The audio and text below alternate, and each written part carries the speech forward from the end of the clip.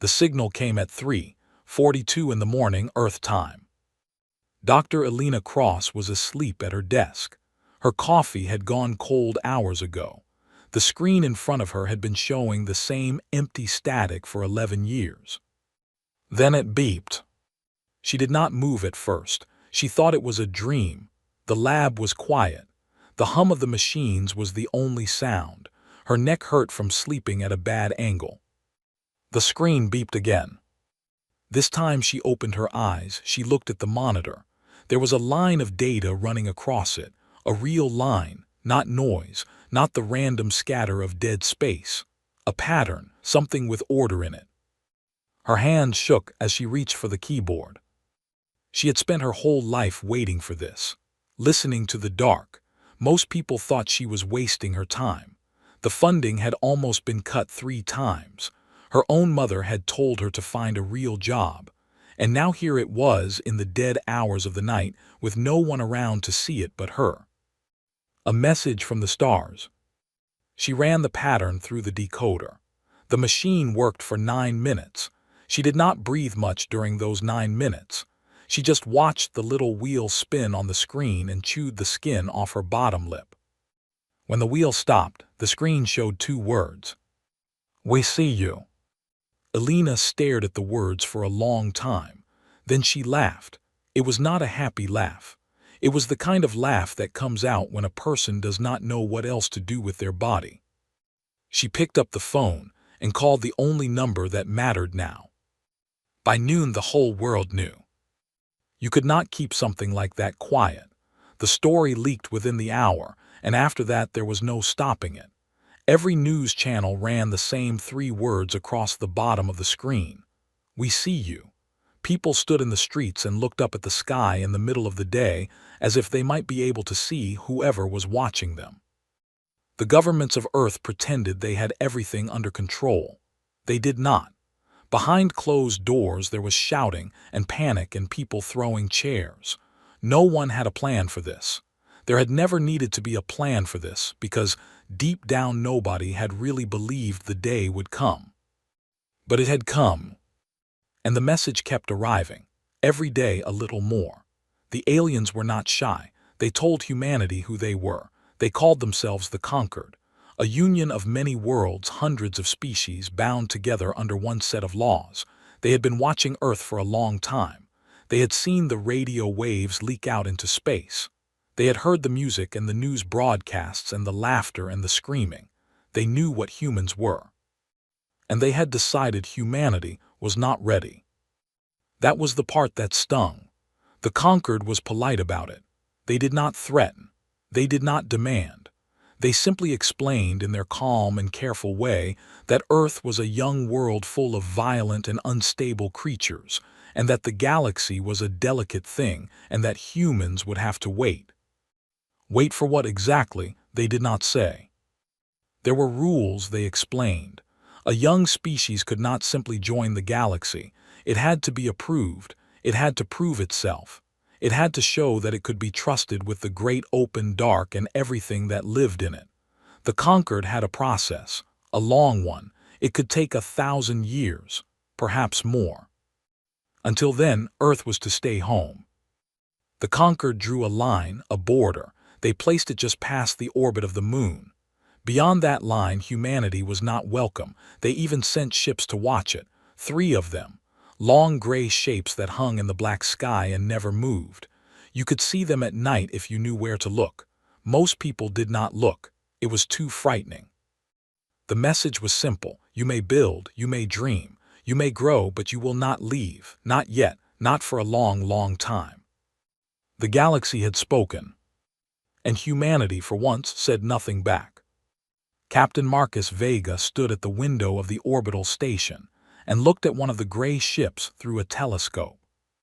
He was 46 years old. He had spent 20 of those years flying. First fighter craft, back when there were still wars worth fighting on the ground. Then the early space vessels, the clumsy ones that shook so hard during launch you thought your teeth would fall out. He had been the 3rd human ever to walk on Mars. He had a scar on his left hand from a coolant leak that should have killed him. He did not talk about that day. The gray ship filled the lens. It was beautiful in an ugly way. Smooth, featureless.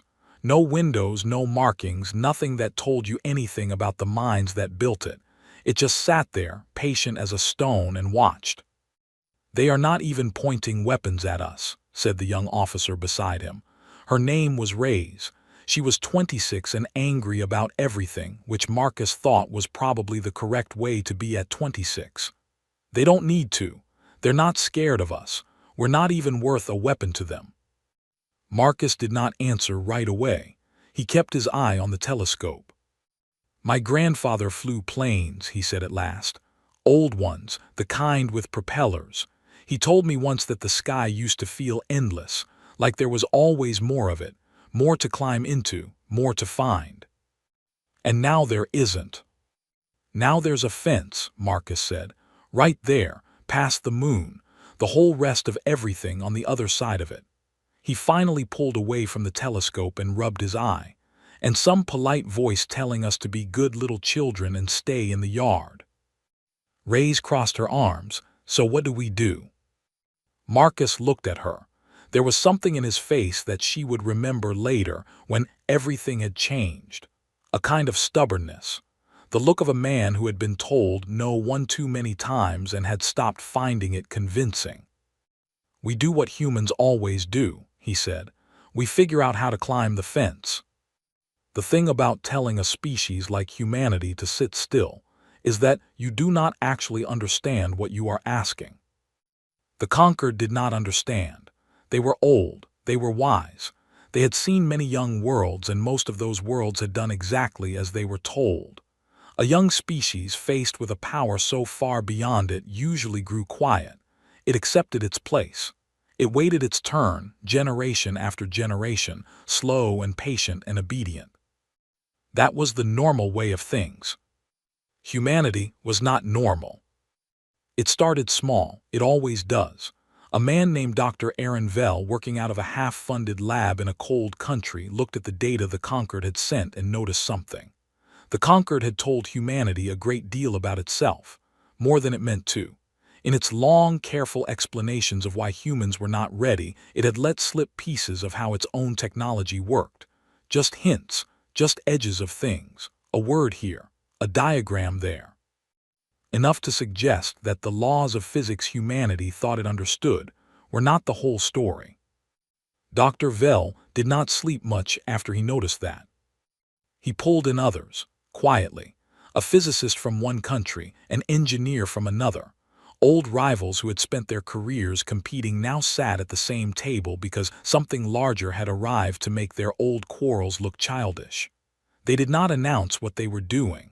They did not want the conquered ships to notice. They worked underground in the dark, the way humans had always worked best. And slowly, piece by piece, they began to understand. The conquered had assumed humanity would treat their warning as a wall, a thing to stop at. Humanity treated it as a hint. Alina Cross became famous, which she hated. People wanted her opinion on everything now. She was the woman who had heard the stars first. They put her face on screens.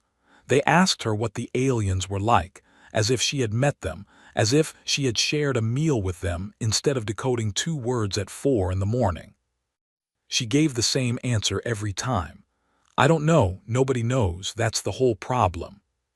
But behind the cameras she was working too. The conquered kept sending messages and someone had to read them, and she was the best in the world at it. So she read, and the more she read, the stranger it felt. The conquered's messages were kind. That was the unsettling part. They were not the words of a cruel master. They were the words of a careful parent, patient, gentle, certain that they knew best. "We do this for your protection," the messages said. "The galaxy is dangerous. Young species who rush out into it do not survive. We have seen it many times. The grief of those losses lives in us still. We will not watch it happen to you. Stay. Grow. When you are ready, we will welcome you with open arms. Trust us." Alina read those words again and again.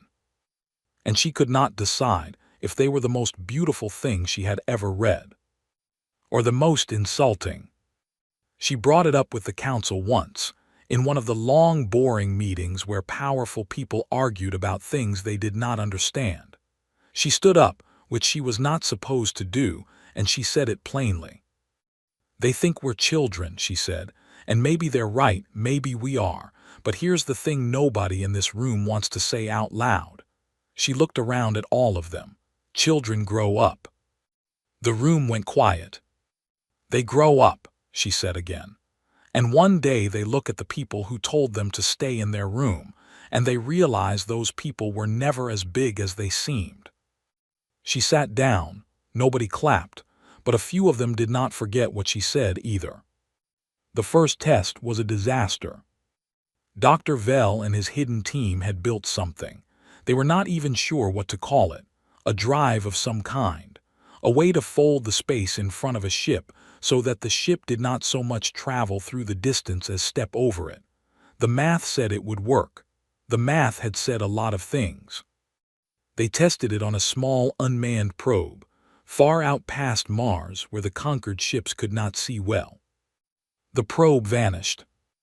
It did not jump, it did not fold space. It simply stopped existing all at once with a flash of light that the instruments could barely capture. There one moment, gone the next. No wreckage, no signal, nothing. The team sat in silence for a long time after that. "We killed it," Reyes said. She had joined the project by then. Marcus had pulled her in. "We just turned it into light." "We learned something," Vell said quietly. "We learned how to delete a probe." "No," Vell was staring at the data and there was a strange light in his eyes. "We learned the drive works. It folded the space. The problem isn't the folding. The problem is that the probe couldn't survive the fold. It came apart. But the fold itself," he pointed at the screen at a curve of numbers that meant nothing to anyone but him. "The fold was perfect. We did the impossible thing. We just did it to something too weak to come out the other side." He looked up at them. "We don't need a better drive," he said. "We need a better ship." Up in orbit, on the gray vessels of the Conquered, something stirred. The Watchers had noticed the flash. They were patient, but they were not blind. A small light far out past the fourth planet, there and gone, with a signature in it that did not match any human technology they had on file.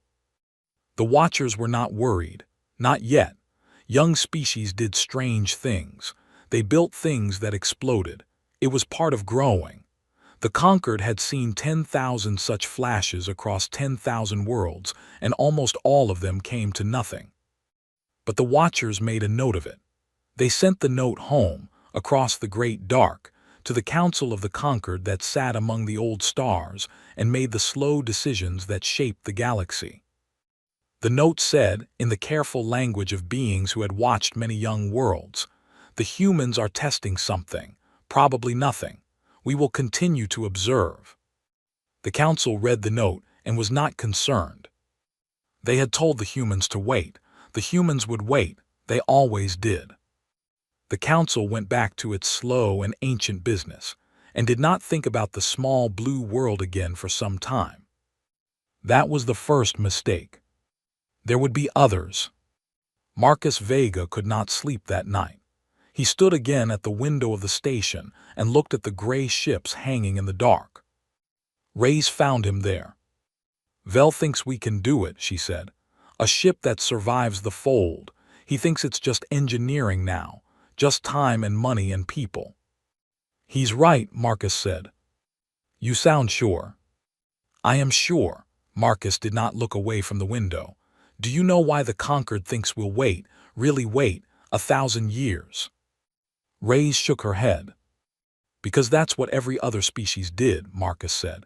"They told us so, in their messages. Every young world they ever found they put behind a fence, and every young world stayed behind it, patient, grateful even. They think that's the law of nature. They think it's just how young things behave." He finally turned and looked at her. "But they've never met anything like us. They don't know what we are. They think we're the same as all the others, just a little younger." "And we're not." Marcus smiled. It was not a kind smile. It was the smile of a man who had been told to stay in the yard his whole life and had spent that whole life learning to climb. We're the species that put a flag on a frozen rock because someone said we couldn't get there, he said. We're the ones who crossed oceans in boats made of trees because the other side might have something good on it. We don't wait, Rays. We never have. We just keep going until something stops us. He turned back to the window. The gray ships hung there, silent and certain. And nothing stopped us yet, he said.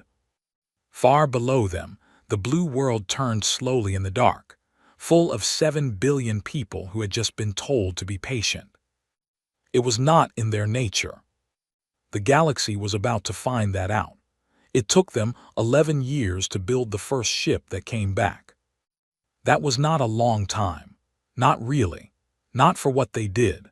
But it felt like forever to the people who lived through it, because every day of those years was a day spent in secret, looking over their shoulders, hiding the truth from the gray ships in the sky and from most of their own people too.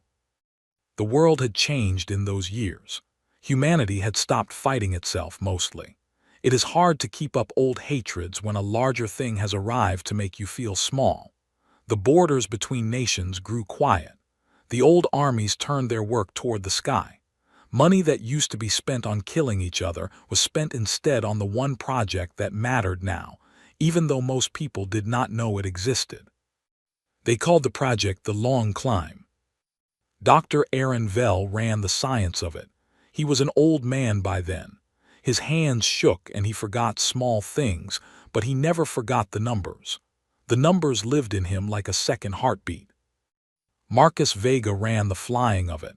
He was old too, but he refused to let anyone else take the first ship out. He had earned it, he said. He had been looking at that fence in the sky for over a decade. He was going to be the one who climbed it. And Rays ran the people. She was not young and angry anymore. She was middle-aged and angry, which is a far more dangerous thing.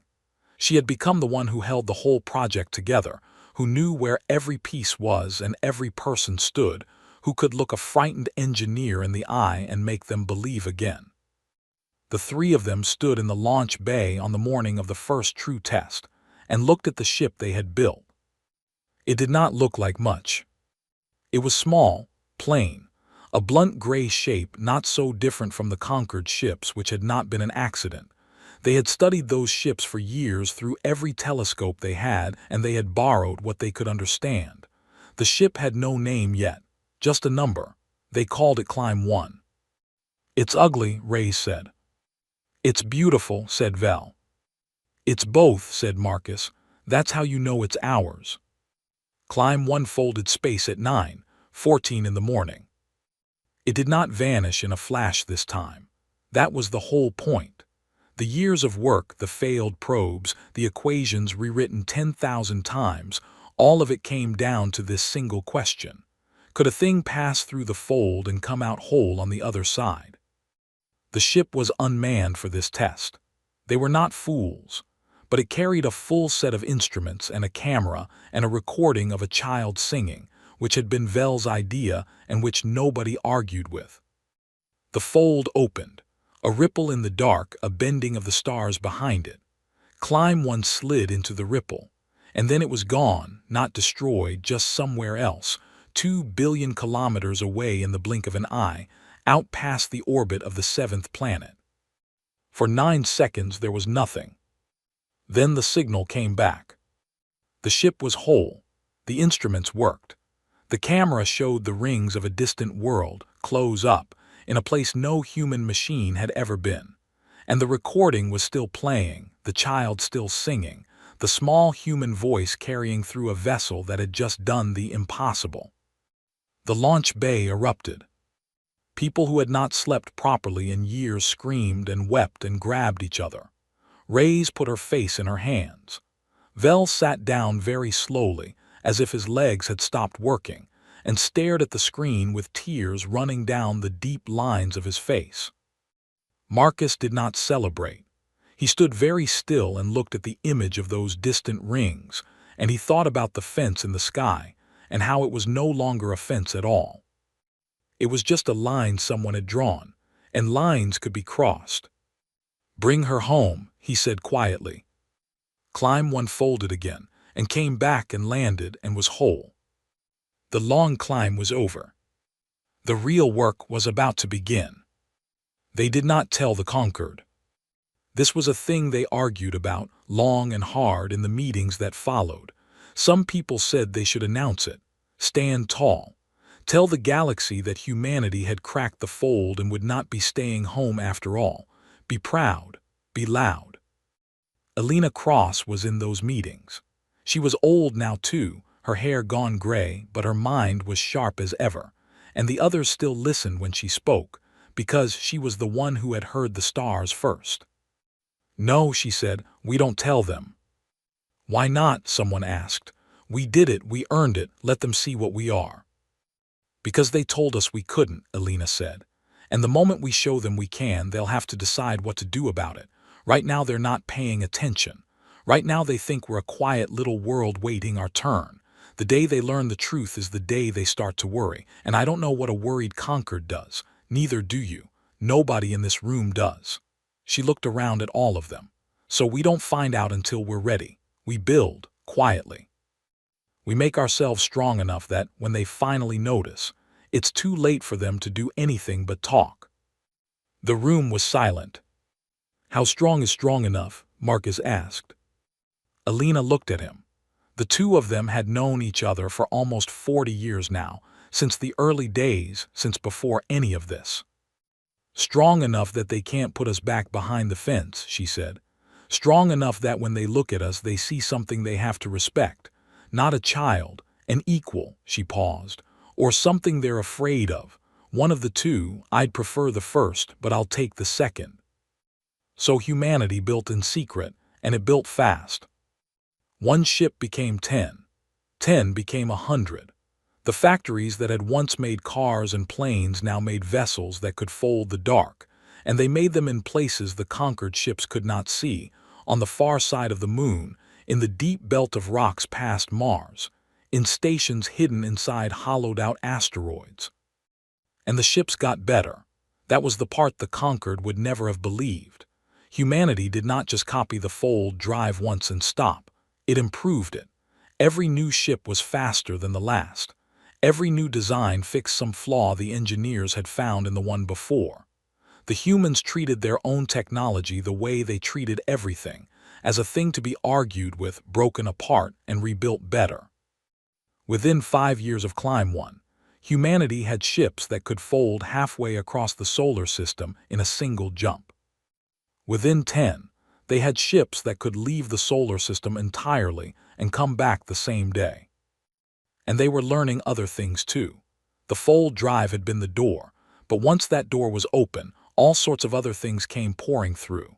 Materials science, energy, ways of healing the body, ways of building machines that could think a little, just enough to be useful, never enough to be dangerous.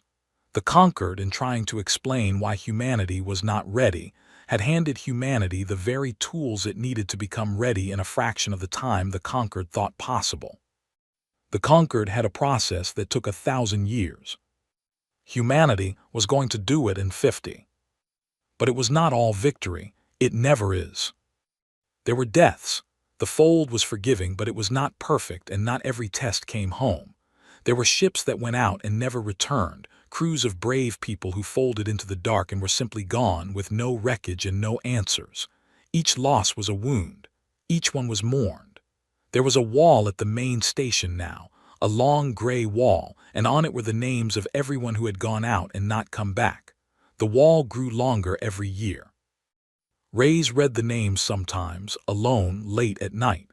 She had known many of them. She had recruited some of them herself, had looked them in the eye and asked them to risk everything, and they had said yes, and now their names were on a wall. "Was it worth it?" she asked Marcus once, standing in front of that wall. He stood beside her, and read the names too. "Ask them," he said, "not me. Ask the people on this wall. Every one of them volunteered. Every one of them knew the risk.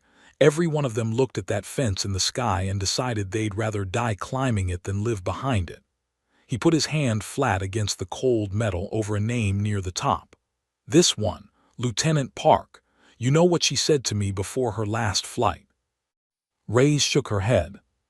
She said my grandmother lived her whole life being told where she could and couldn't go, and she said I am not going to die having been told the same thing. Marcus's voice was rough. She didn't come back, but she died on the right side of that choice. They all did. Reyes looked at the wall for a long moment. Yeah, she said quietly, it was worth it. Aaron Vell died in his sleep at the age of 81. He had lived to see the fleet grow to 1,000 ships. He had lived to see humans walk on worlds around other stars, in secret, planting no flags, taking no ground, just looking, just learning, just proving to themselves that they could. He had lived to see the thing he started in a half-funded lab become the largest project in the history of his species. He had not lived to see the conquered find out. That was the one thing he had wanted. He told Marcus so, near the end, in the hospital room with the machines beeping softly around him. I wanted to see their faces, the old man said. His voice was very thin. When they realize, when they look at us and understand what we did while they weren't watching, I wanted to see that.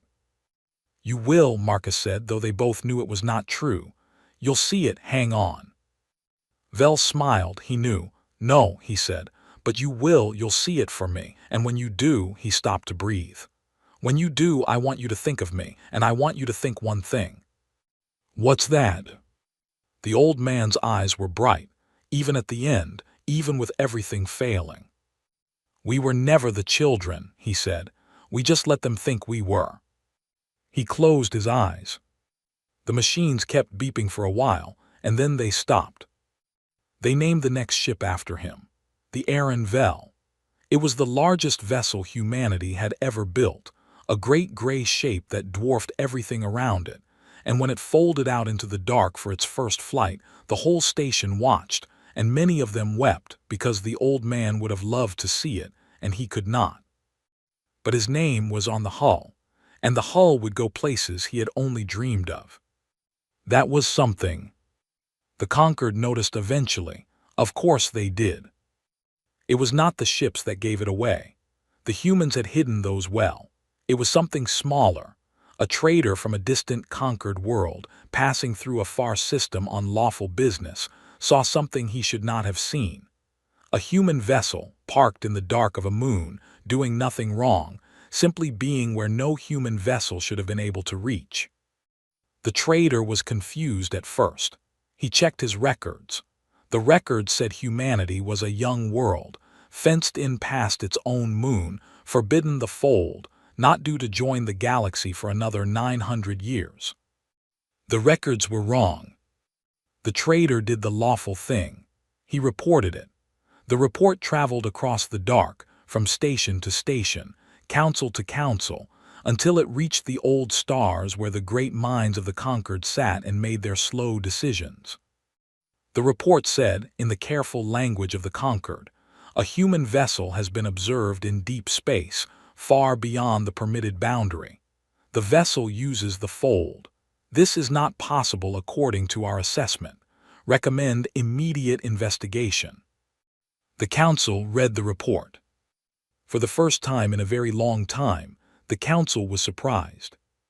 They sent ships, not 3 watchers this time, a proper fleet by conquered standards, 40 vessels crewed by experienced beings sent to the small blue world to find out what was happening and to remind humanity firmly of its place.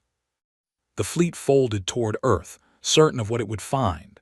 A frightened young species caught breaking the rules, ready to apologize and obey.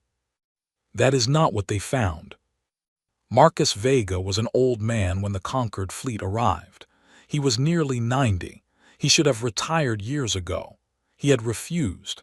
He had said he would step down the day the conquered came back and not one day before. The conquered came back on a cold morning in early spring. 40 gray ships folded into the space past the moon, where the old fence had been, and arranged themselves in a careful formation, and waited for the humans to notice them and grow afraid. The humans noticed. They were not afraid. Marcus stood on the command deck of the main station and watched the conquered fleet appear on the great screen, 40 cold shapes against the stars.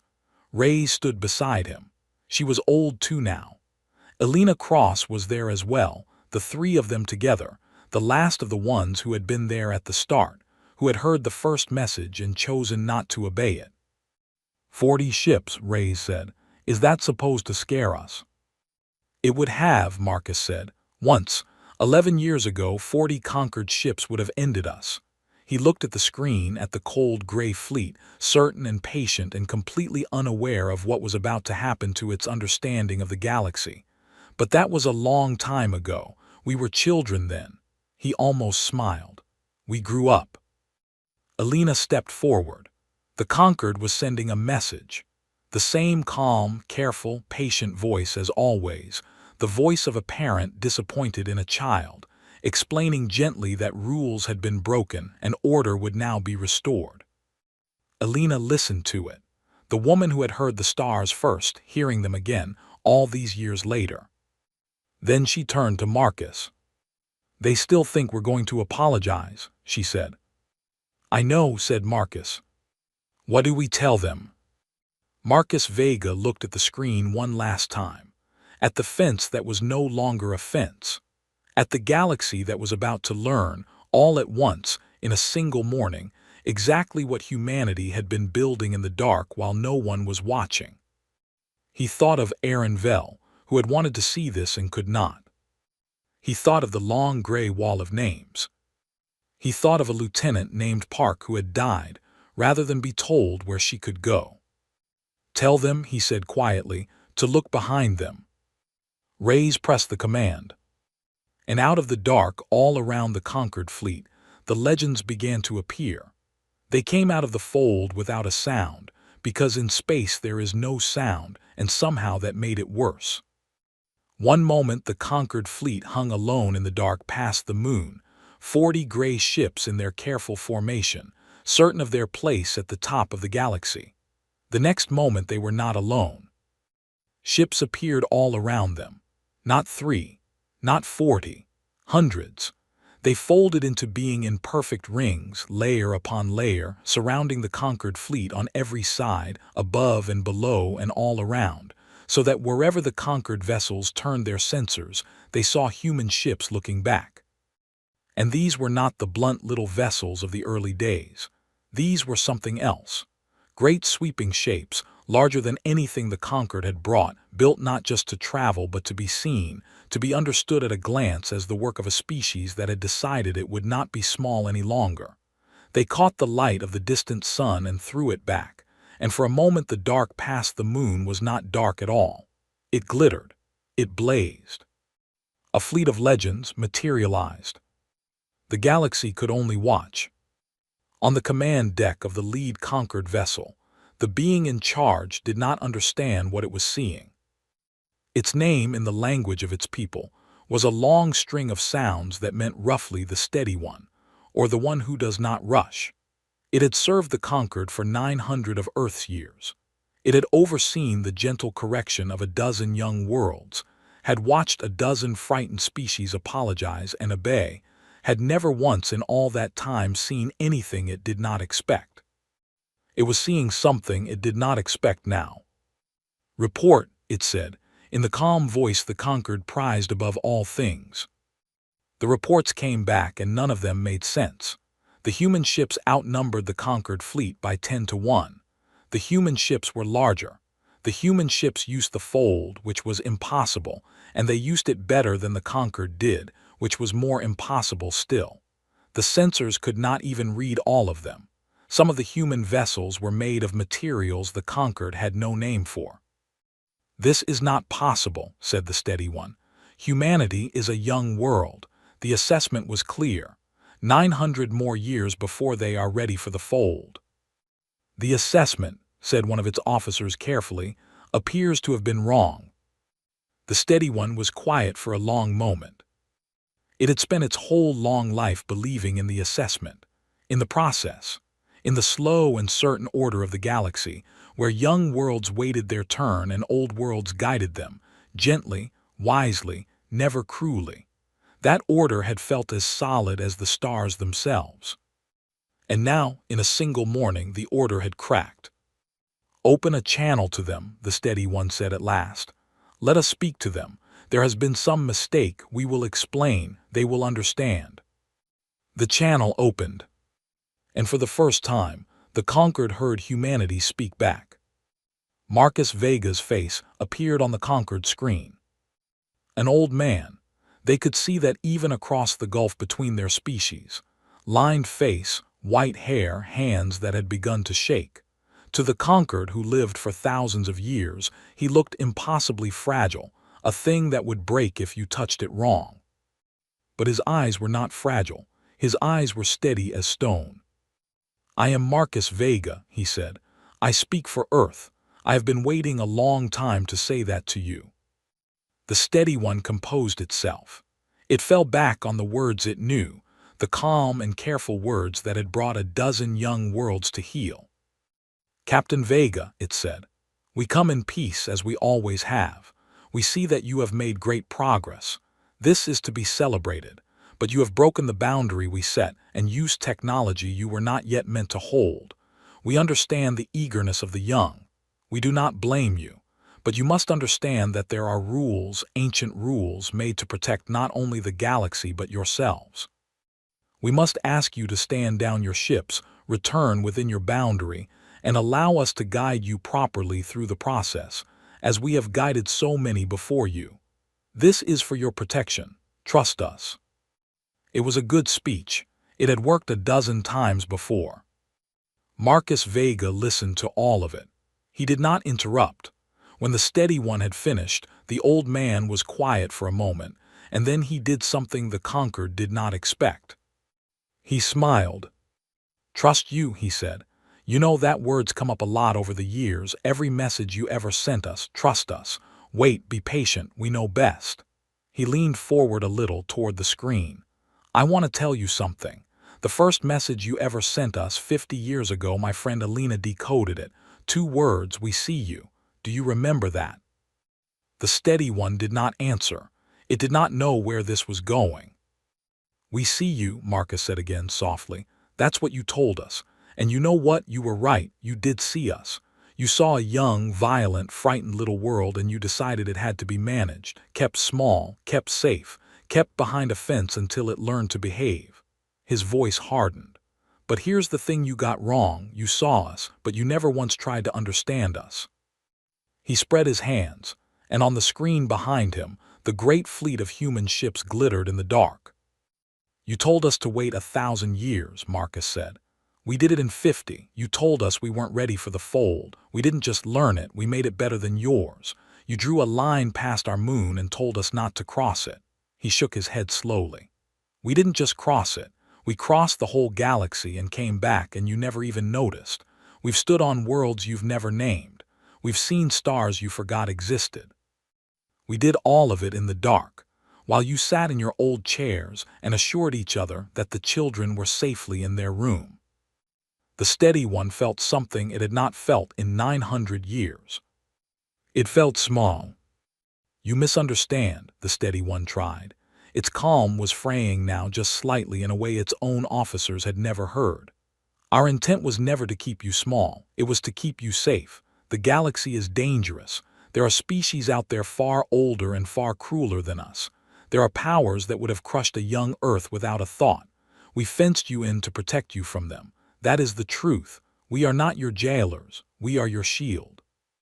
And for the first time, Marcus paused. Because something in that rang true. He could hear it. The steady one was not lying. There was real fear in those words, real care. The care of an old thing that had watched young things die and did not want to watch it again. Alina Cross stepped into view beside Marcus. The conquered recognized her too, somehow. The one who had heard them first. We believe you, Alina said, maybe for the first time. We actually believe you mean well, but you have to understand something. She looked into the screen, into the strange eyes of a being older than her whole civilization. Meaning well isn't the same as being right. You decided what was good for us without ever asking us. You looked at us and you saw a child, and you locked the child in its room for its own protection, and you called that love. She shook her head. It isn't love. It's fear wearing love's clothes, and we are done being afraid. You do not understand the dangers. Then tell us, Alina said. Tell us about the dangers as equals. Sit down with us and explain what's out there and we'll decide together what to do about it. That's what you do with someone you respect. You don't fence them in. You don't decide for them, you talk to them. She paused. We're not asking your permission to exist anymore. Those days are over, but we'd still rather have you as a partner than an enemy. The choice is yours, it always was. You just never offered it to us. So we're offering it to you. The steady one was silent. Around it the human fleet glittered, patient now, waiting. The humans were not firing. The humans had not fired a single shot. They had simply appeared in overwhelming numbers and proven a point, and then offered their hand. That more than anything unsettled the steady one. It had expected fear or rage or desperate apology. It had not expected this. This calm. This strange, hard generosity. The humans held all the cards, and instead of crushing the conquered fleet, they were inviting it to talk. It was not how young species behaved. It was, the steady one realized slowly, how a grown one did. Far away, across the dark, the great council of the conquered received the news as it happened. They were old beings, the council, the oldest of the old. They had guided the galaxy for longer than humanity had been a species, and they were not used to being surprised, and they did not like it. The reports came in. Humanity had the fold. Humanity had a fleet larger and finer than anything the conquered could field. Humanity had surrounded a conquered fleet and instead of destroying it, had offered partnership. The council argued. Some among them were afraid. They said humanity was dangerous, that it had hidden its strength and broken the rules and could not be trusted, that the only safe path was to gather the full might of the conquered and put the humans down before they grew any stronger. There were enough worlds in the conquered, enough ships, enough power. It could be done. It would be terrible, but it could be done.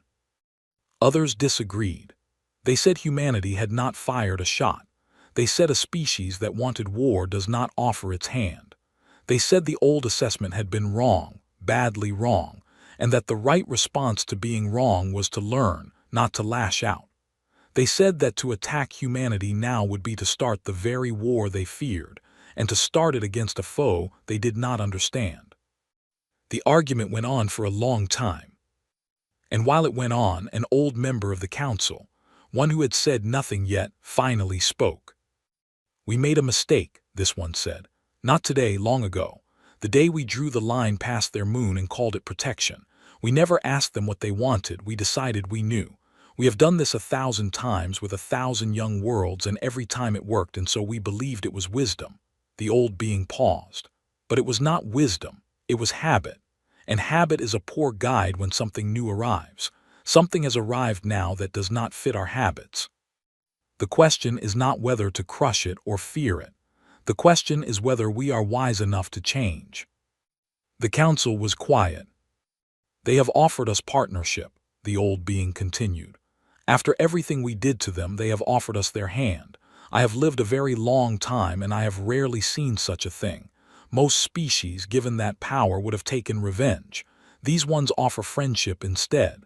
It looked around at the others. I do not think that is the act of a dangerous people. I think it is the act of a people better than we expected, perhaps even better than us. And I think if we attack them, we will deserve the war that follows, and we will lose it, and the galaxy will be poorer for the loss of what they might have become. Back past the moon, the steady one made its decision. It was not authorized to make it. The council had not yet spoken, but the steady one had served the conquered for 900 years, and it had earned the right to trust its own judgment, and its judgment now was clear. Captain Vega, it said, Alina Cross, I have heard you. I will be honest with you in a way my people are not always honest even with ourselves. It paused. We were wrong about you. I do not yet know how wrong or in how many ways, but I know that we were. And I know that you have shown us a mercy we did not earn. You could have destroyed this fleet. You chose to speak instead. That choice will not be forgotten. On the human side, Marcus and Alina waited.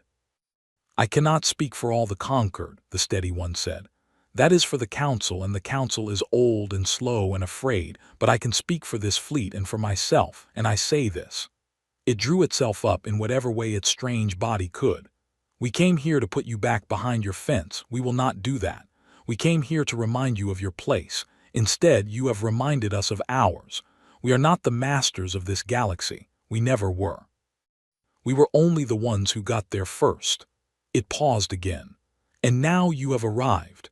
And the galaxy is larger than it was this morning and stranger, and I find that I am not afraid of that. I find that I am glad of it. It extended something, a gesture, an opening of its limbs that, across the gulf between species, somehow meant the same thing a handshake meant. Let us talk, the steady one said. As equals, as you asked, let us begin again. Marcus Vega looked at the strange old being on the screen, the representative of a power that had once held his entire species in the palm of its hand, now reaching out across the dark in something like respect. He thought of Aaron Vell, who had wanted to see this face, who would have given anything to see this exact moment. He should be here, Marcus said quietly to Alina. He is, she said. His name's on the biggest ship out there. He's watching, trust me. Marcus turned back to the screen. Yes, he said to the steady one, let's begin again. And the galaxy, which had only been able to watch, began at last to understand that everything had changed and would never change back, and that the small blue world it had once locked in its room had grown up while it was not looking, and had come out into the dark not with fists, but with an open hand. That was the most surprising thing of all. The conquered had been ready for a young species that wanted to conquer. It had not been ready for a young species that wanted to belong. Peace is harder than war. Anyone who has lived through both will tell you so. War is simple. There is an enemy and you fight them and one side wins. Peace has no clean shape. Peace means sitting in rooms with people who once wished you harm and finding a way to live with them and doing it again the next day and the next, for the rest of your life. Peace is the long, slow work of trust, and trust does not come easily to anyone, human or conquered. So the years that followed the meeting past the moon were not easy years. They were good years mostly, but they were not easy. The conquered council, after long argument, chose the path of the old member who had spoken for change. They did not attack. They opened their doors instead. Humanity was invited to join the galaxy, not in 900 years, not after 1,000 years of waiting, but now as it was, fierce and young and stubborn and far stronger than anyone had expected. The fence past the moon came down. Not in a single day. It came down slowly, piece by piece, agreement by agreement, in long meetings full of careful words and slow translation, but it came down. And one morning Alina Cross stood at the window of the station and looked out and realized there were no gray watcher ships in the sky anymore. They had simply gone. The fence was gone. The dark was open, all of it, the whole great galaxy, free for humanity to climb into at last. She had spent her whole life waiting for that. She wept a little standing there. Old women are allowed to weep at windows. She had earned it. Marcus Vega did not live to see all of it. He had held on long enough to see the fence come down, long enough to shake the strange limb of the steady one in person, on a station built halfway between Earth and the nearest conquered world, where humans and conquered met now as partners. He had been the first human to do that. He had stood there, an old man barely able to walk, and reached out and touched a being from another star, and the two of them had stood together in silence for a moment, two old soldiers who had spent their lives serving causes that had finally stopped being enemies. He died not long after, peacefully in his sleep, the way Aaron Vell had, the way the lucky ones do. They gave him a hero's farewell. The whole of humanity stopped to mourn him, and the conquered sent a delegation, which had never happened before for any human, and the steady one itself came and stood among the mourners and said, in its careful voice, that it had known the man only briefly but that it would remember him for the 1,000 years it had left to live, and that it counted itself fortunate to have met him. They named a star after him, a real star far out in the dark, one that humans had reached in the early days and that had no name in any language until then. They called it Vega's Light. It still burns out there. You can see it on a clear night if you know where to look. Ray spoke at his farewell. She was the last of the three now, the last of the ones who had been there at the start. Elena was gone too by then, and Vel long before her, and now Marcus, and only Ray's remained. He told me once that the sky used to feel endless, Ray said, standing before the gathered crowds and the conquered delegation and the watching cameras of two civilizations. His grandfather flew planes, the old kind with propellers, and his grandfather told him that the sky used to feel like there was always more of it, more to climb into, more to find. Her voice was steady, the way Marcus's had always been. And then the fence came, and for a while the sky stopped feeling endless. For a while it felt like a ceiling. She looked up, out the great window of the station at the open dark. He spent his whole life climbing that fence, she said. He didn't do it for himself. He knew he wouldn't see most of what came after. He did it so that the children growing up now and their children and theirs would look up at the sky and feel what his grandfather felt, that it's endless, that there's always more, that nothing is closed to them and no one gets to tell them where they can and cannot go. She paused. He gave us the sky back, that's what he did. He gave us the sky. The crowds were silent. Look up, Ray said. Go on, look up. That's his monument, the whole open dark, every star in it. She smiled, though there were tears on her face. He'd hate a statue, so look up instead. That's what he'd want. And they did. Humans and conquered both in that great station between the worlds. They looked up at the open sky, and somewhere out in it, a star called Vega's Light burned on. The galaxy changed after humanity joined it. The conquered had expected humanity to slot quietly into the existing order, to take its place among the species, learn the customs, follow the ancient ways. That is what young worlds did. Humanity did not do that. Humanity arrived in the galaxy the way it did everything, by questioning, arguing, breaking things apart to see how they worked and then building them better. The conquered had ways of doing things that had not changed in 10,000 years. Humans looked at those ways and asked, simply, why? Why this way and not another? Why has no one improved this? Why do you accept this when it could be so much better? At first this drove the conquered half mad. The older species found humans exhausting, loud, restless, never satisfied, always pushing, always asking, always certain that things could be made better and unwilling to leave them alone. But slowly, the conquered began to see what the humans saw. The ancient ways had grown stale. The galaxy had been still for so long that it had forgotten how to change, and a thing that cannot change is a thing that has begun, very quietly, to die. Humanity arrived like a cold wind through a closed house, throwing open windows that had been shut for 1,000 years, letting the stale air out and the fresh air in. The fold drive was just the beginning. Humans improved the medicine of a dozen species. They found new ways to grow food on dead worlds. They asked questions about the deep laws of the universe that the conquered had stopped asking long ago, and some of those questions had answers, and the answers changed things. Other young species watched all this, and other young species who had spent their own centuries waiting patiently behind their own fences began to wonder, if humanity did not have to wait, why did they? If the old assessment had been wrong about Earth, what else was it wrong about? The careful order of the conquered, which had held for 10,000 years, began to come apart, not in violence, in questions. In 1,000 small worlds looking at humanity and thinking, for the first time, that perhaps they did not have to be small either. The steady one lived through all of it, and watched and learned. It had been changed by that morning past the moon. It would never be quite the same being it had been before. It had spent 900 years certain of the order of things, and then in a single morning that certainty had broken, and a being does not recover from a thing like that. It does not want to.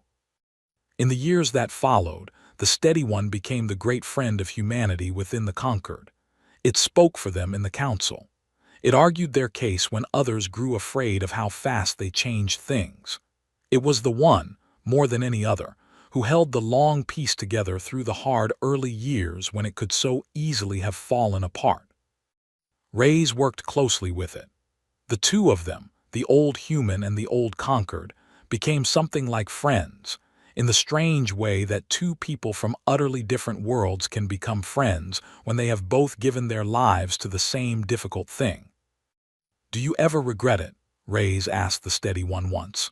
They were aboard the station between the worlds looking out at the dark, letting us in, everything we changed, everything we broke. Your whole order 10,000 years old and we tore through it in a generation. Do you regret it?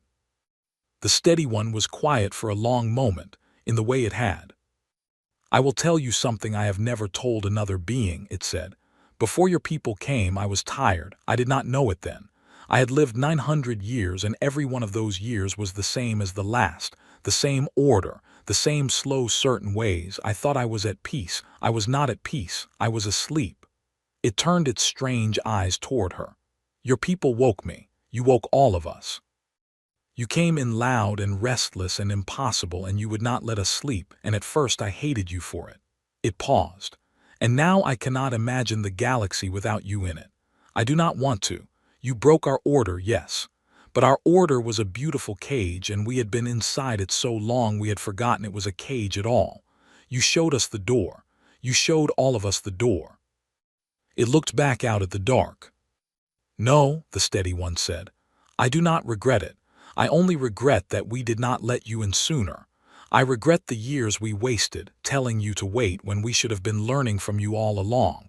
That is my one regret, not that we changed, that we waited so long to begin." Rays did not say anything. There was nothing to say to that.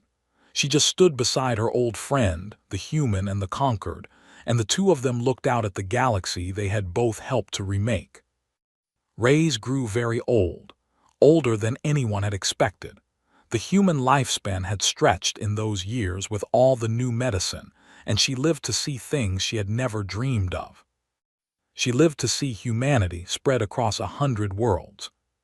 She lived to see the first child born who was part human and part something else, the result of bonds that crossed species in ways the old conquered would never have allowed, ways that humanity simply did, because humanity had never been good at staying inside the lines.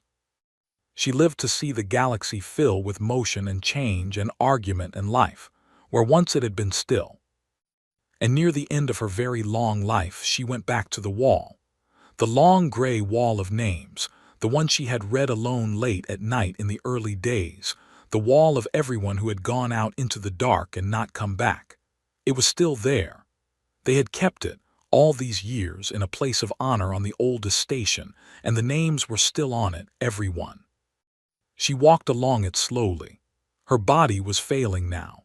She used a cane and then later a chair, and at the very end others had to help her. But she walked the length of that wall one last time, and she read every name, the way she always had. Lieutenant Park near the top. The one who would not be told where she could go. And so many others. So many people who had looked at the fence in the sky and decided they would rather die climbing it than live behind it. "We made it," Rays said to the wall very quietly in a voice that only the names could hear. "All of you, we made it. The sky's open now. It's all open. Everything you died for, we got it, every bit of it." Her old eyes were wet. "Thank you. I'm the last one left who remembers the start. So somebody had to come and say it. Thank you for all of it. We made it because of you." She stood before the wall a long time. Then she went home, and she rested, and not long after she joined them. The story should end there, perhaps. With the last of the founders gone, and the galaxy remade, and the long peace holding, and the children of Earth spread out among the stars, free at last, the fence a distant memory. But the universe is larger than any single victory. And humanity had grown strong, and the galaxy had grown open, and far out in the deep dark, past the edges of everything the conquered had ever mapped, in the places even the oldest species had never gone, something had taken notice of all this change. Something old. Something that had been still for far longer than the conquered, that had watched the galaxy from its dark and distant place for ages beyond counting, and that did not like the new motion it saw spreading across the stars. Something that had its own ideas about order and silence and the proper place of young and noisy things. The conquered had been a fence around humanity. But there were older powers than the conquered, and some fences are built by hands that do not believe in open hands at all. The peace had held for a long time. It was about to be tested in a way that no one, human or conquered, had imagined. And humanity, free at last, having climbed every fence put in front of it, was about to learn that the galaxy had one more fence left. The oldest one. The one nobody had ever climbed. It came without warning, the way the worst things do. The first sign was a silence. A whole conquered world, far out near the deep edge of the galaxy, simply stopped answering. One day it was there, sending its messages, going about its long, quiet business. The next day there was nothing, no distress call, no sign of attack, no wreckage, just silence where a billion living things had been. Then another world went silent, then another. The silence was moving. Slowly, world by world, from the deep dark toward the heart of the galaxy, something was passing through the old conquered systems and leaving nothing behind. Not death exactly, worse than death. The worlds were not destroyed. They were simply emptied, stilled. Whatever had been alive on them was gone, and what remained was quiet and cold and perfectly intact, like a house whose family has vanished and left everything in its place. The conquered, 10,000 years old, had no record of anything like it. But the oldest among them, the very oldest, had something, not a record, a memory, a fear passed down so long that it had become more like a legend than a fact. They called it, in the oldest language, the stillness, a thing from before the conquered, a thing that did not want to rule the galaxy or conquer it or even destroy it, a thing that simply wanted it quiet, that believed in whatever passed for its mind, that life was a kind of noise, and that noise was a kind of sickness, and that the proper state of all things was silence. It had slept for an age. The conquered, in its careful stillness, had not woken it. The conquered had been quiet enough to be ignored. But humanity was not quiet. Humanity had filled the galaxy with motion and change and argument and song, and the stillness had felt it, far out in its dark, the way a sleeper feels a light turned on, and it had woken, and it was coming to put out the light. The galaxy that faced this was not the galaxy of the old days. That was the thing the stillness did not understand, as it came inward through the dark. It expected the conquered it remembered. A slow, quiet, careful order that would freeze in fear and offer no resistance, the way everything always had before the stillness, back in the ages when it had last walked among the stars. It did not expect humanity. The humans, when they understood what was happening, did not freeze. They did what they always did. They got angry, and then they got to work. The descendant who led them now was a woman named Captain Tomas Reyes Park. And yes, the names were not an accident. She carried both of them, the woman who had held the project together and the lieutenant who would not be told where she could go, because in the long human way the families and the legends had braided together over the generations until the founders lived on in the names of those who came after. She had grown up on a station between the worlds. She had conquered friends before she had human ones. She was a child of the open galaxy, the very thing humanity had fought to build, and she had never once in her life seen a fence in the sky. She did not intend to start now. It empties worlds, she said, standing before the gathered council of the conquered and the assembled captains of humanity, two civilizations in one room which the old days would have thought impossible. It silences them. It thinks life is noise and it wants the noise to stop. She looked around the room. Well, I've got news for it. We are the noisiest thing this galaxy has ever produced. We are the loudest.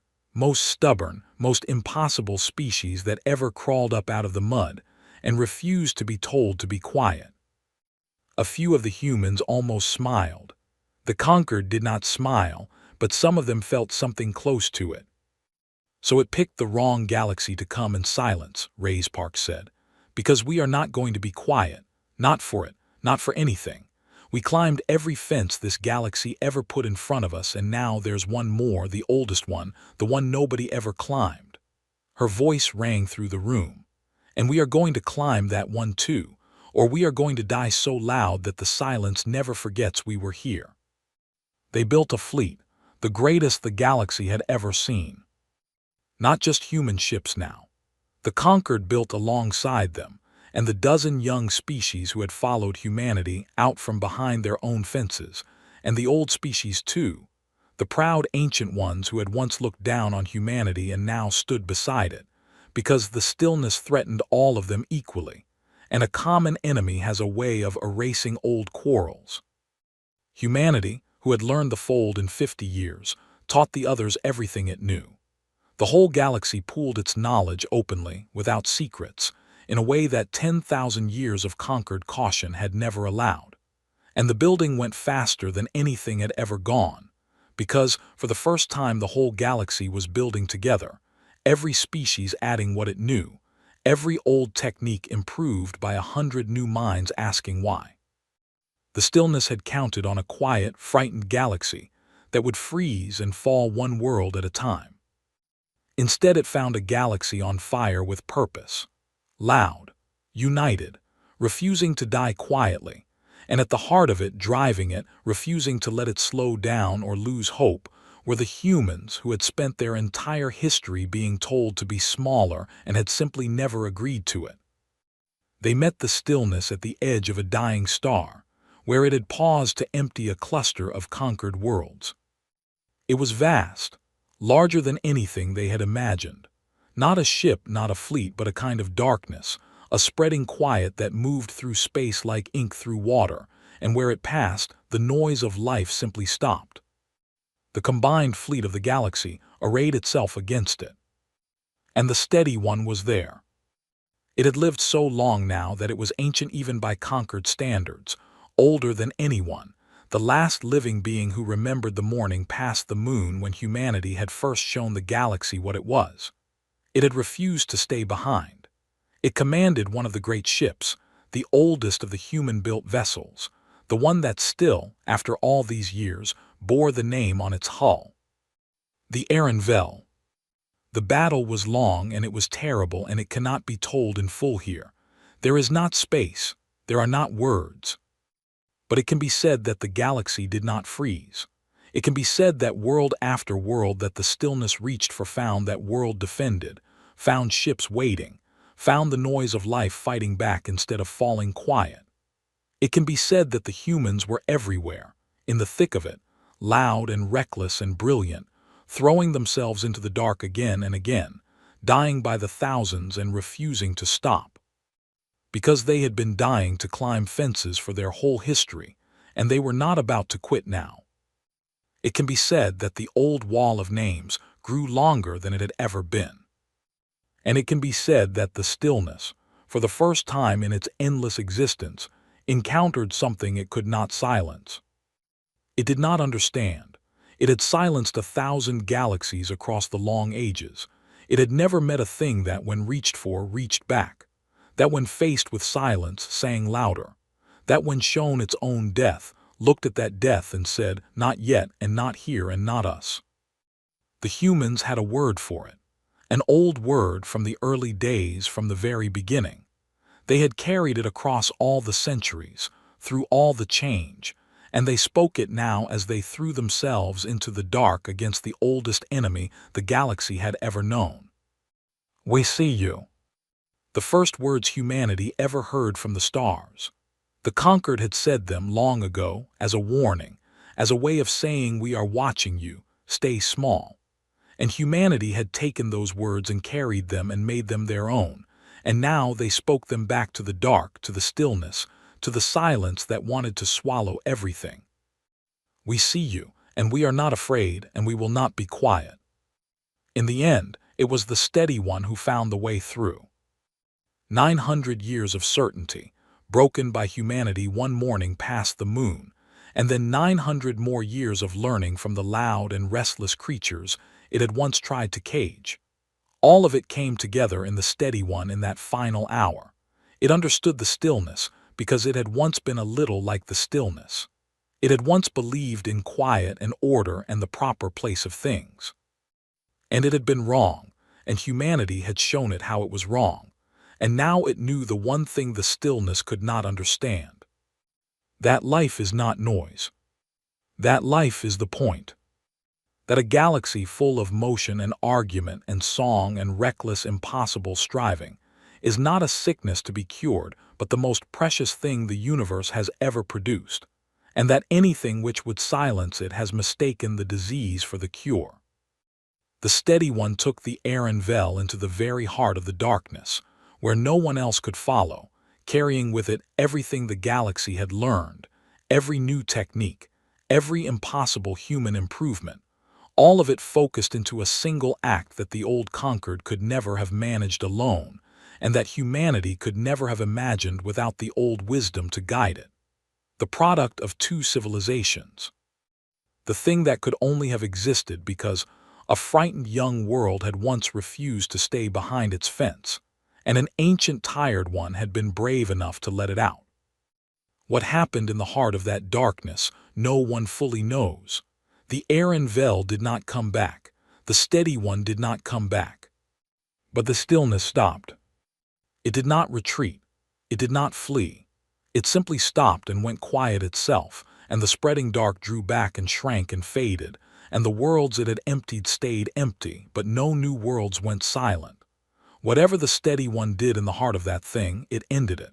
It cost the oldest friend humanity ever had, and it cost a ship with an old man's name on it, but it ended.